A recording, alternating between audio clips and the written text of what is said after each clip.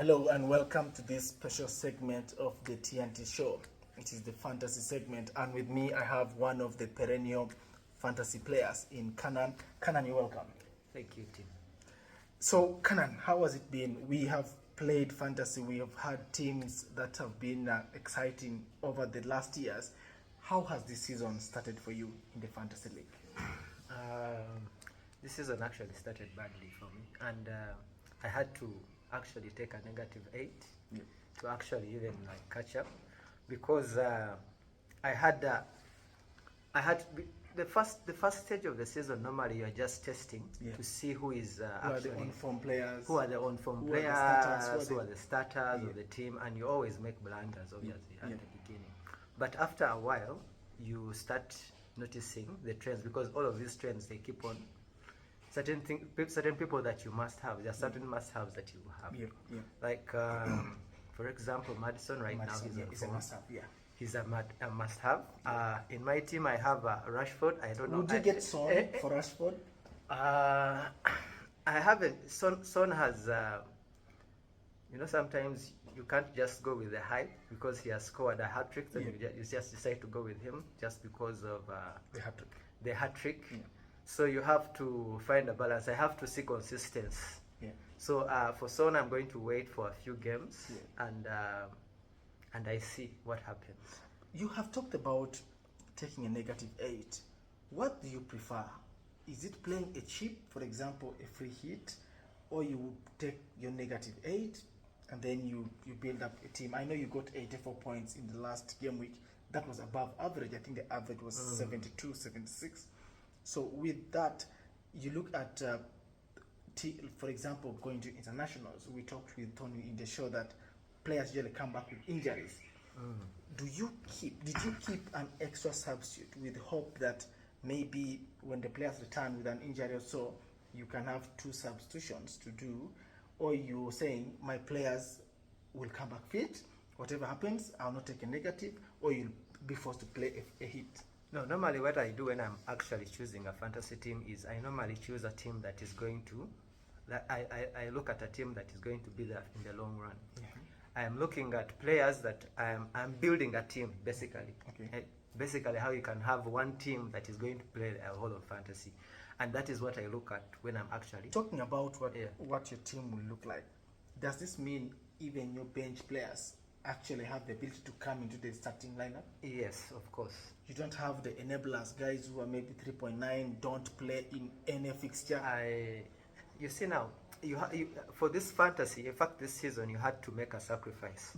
If you drop Salah, you have enough money to have a wide range of players, the medium level players, the Sakas, the Rashfords, Odegaard, Madison, between 7 to 8.5. Yes.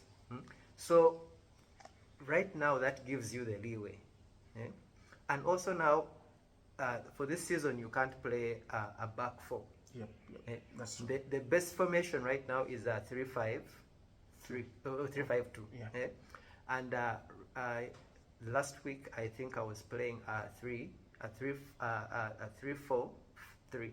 You have been known for playing 5 defenders. I've seen you over the years playing 5 defenders. Sometimes it works. When do you take that decision? That I used to do that last season because I used to notice when you look at bad teams or like good defenses, you always want to opt for. And also the other thing that you always that you're looking at is when the people are playing at home. Most of the times when you have defenders, when you have teams that are playing at home, they are likely to keep a clean sheet. But when they are away, it is most likely that they won't keep they will concede. I was so sure about this last weekend that I thought Chilwell would actually score or get an assist. Score or keep a clean sheet because they were at home, but it was a disappointment. So Canan, finally, I know you are in many fantasy groups that actually are financial, like the Kampala fantasy group, the Nigerian group, Galacticos. Yes, I am. Have you won any money yet? Yes, I think last season I won in the Nigerian group, but I won the monthly towards the end. I think I was the best This season, have you won any money yet? I think the season has just begun, so it is. we are yet to see. There are still about Yeah. 7 more months. There are Yeah. over 26 game weeks. Exactly, exactly. So it's about like 4 games, Yeah. right now. So there's still hope. There's still hope. I was, and I told you the beginning is always, this is always a marathon, and you always have to think Yeah, about it as yeah. a marathon.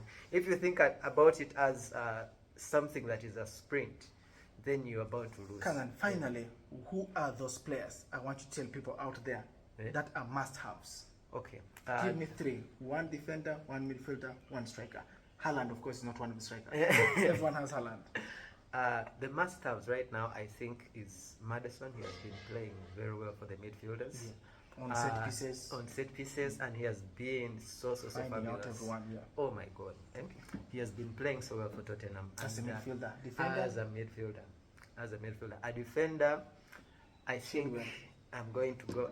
No, I'm not going with Chilwell. Okay. I'm going to go with Gabriel because I think now that he's back in the Arsenal team, and Arsenal played very well against Man U, and he also played very well against Man U. I think they're going to keep him, and I don't think Arteta is going to change that formation. And his price had, I think, dipped, so Yes. it's the right time to get him. Yeah. Then the striking? The striking, I think I have to go with Alves because He's been supportive and he's making points quietly. I know he has been on form, and when I was looking at the games when he was playing, I could notice that he was really trying. He had very many shots on goal, and he was playing very well, but he wasn't scoring. But I was like, let me just keep faith. Are you not tempted to buy Højlund, or you want to give him some time? No, I'm not tempted because for fantasy, I have to see the results. I have to see you play well. I have to see that consistency. Without the consistency, I can't choose you. To our fans out there, the experienced Canan in fantasy has spoken. Bring in Gabriel in the defense, Maddison in the midfield, and if you don't have Alvarez up front, you must own Alvarez. Thank you so much, Canan, and hope to talk to you soon. Thank you, team.